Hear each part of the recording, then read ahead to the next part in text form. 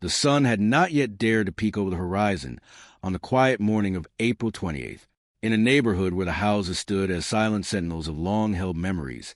The air was crisp, and the world seemed to be in a state of peaceful slumber. For Miss Gracia Galvin and her father, Mr. Juan Galvin, the day began early, as it had for the 15 years they had called this place home. Their house, a cheerful yellow structure on the left, was more than just a building. It was a sanctuary shared with their loyal companion, Yogi. Yogi was a dog of 13 years, a venerable soul who had seen the seasons change and the family grow. On this particular morning, at 4:30 in the morning, the routine was familiar. Mr. Juan Galvin prepared to walk Yogi before he and his daughter headed to work at 5 o'clock in the morning. They worked at the same company and shared the daily journey, a testament to their close bond. As Mr. Juan Galvin opened the gate to their driveway, he expected nothing more than the gentle rustle of leaves and the soft patting of Yogi's paws on the pavement. However, the stillness was shattered by the sound of rapid footsteps. Something was running, and it was running fast.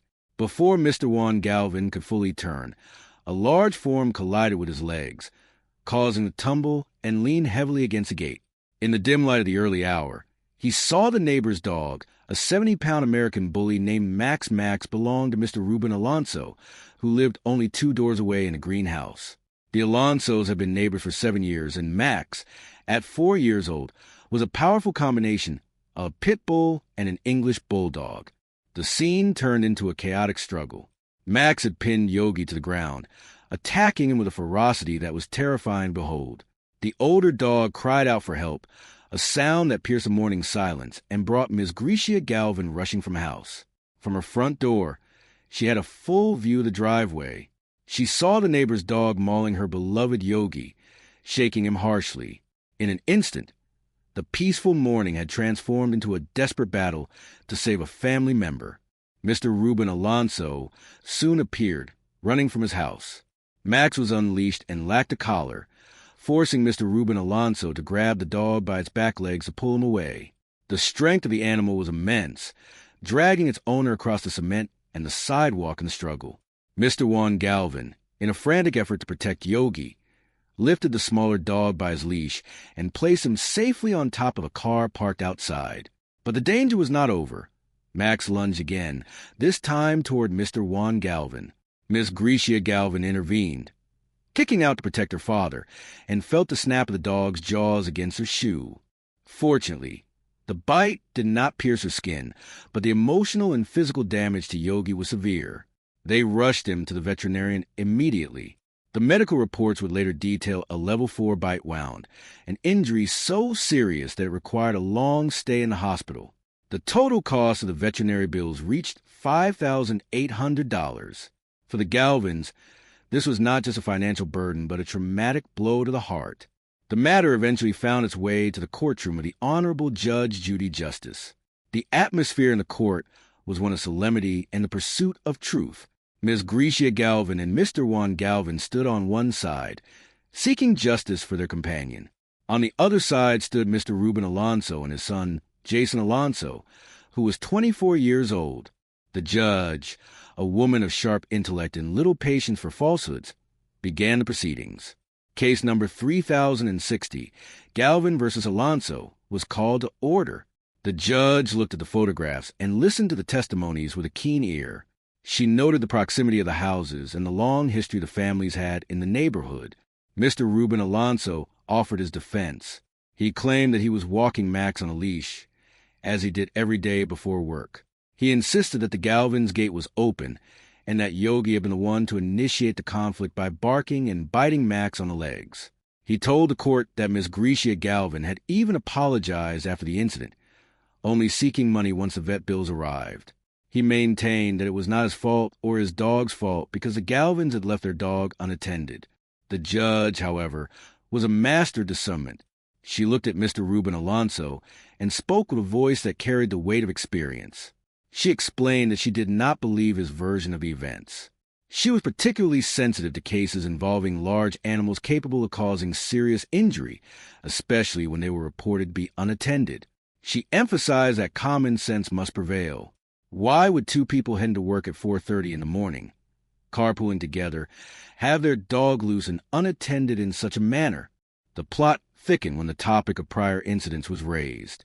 Miss Gracia Galvin spoke of another attack involving a 10-year-old German shepherd that had occurred in late January of that same year. She claimed that Max had been loose without a leash or collar and had attacked the other dog. Mr. Ruben Alonso denied any knowledge of such an event, claiming his children had never mentioned it. The judge turned her attention to Jason Alonso, who was present during a confrontation a few days after Yogi's surgery. Miss Gracia Galvin had brought the owner of the German shepherd to the Alonso's house to confront them. Jason Alonso admitted to hearing the conversation while he was helping his father install security cameras on a 10-foot ladder. He recalled the owner of the shepherd saying he did not want any trouble, but the fact remained that the incident had been discussed. The judge's gaze returned to Mr. Ruben Alonso. She spoke of the responsibilities of dog ownership and the absolute liability that comes with choosing a breed capable of inflicting maiming injuries. She found it hard to believe that a father would not be informed by his children or his son about such significant events. To her, it was a matter of truth and the duty of a neighbor to ensure the safety of the community. In a moment of profound clarity, the judge delivered her verdict. She stated that the truth always comes to light. She emphasized that when someone chooses to bring an animal with the potential for serious physical injury into a home, they take on a sacred responsibility to ensure the animal never harms a person or another creature. It was a failure of that responsibility that led to the suffering of Yogi. The judge entered judgment in favor of the plaintiffs, Ms. Gracia Galvin and Mr. Juan Galvin, in the amount of $6,500 to cover the veterinary bills and the trauma endured. She warned Mr. Ruben Alonso that his dog's history was now documented, and any further negligence would lead to the loss of the animal he claimed to cherish. As the court adjourned, the feeling in the room shifted from tension to a quiet sense of relief. Miss Gracia Galvin felt that justice had been served and the truth had been honored.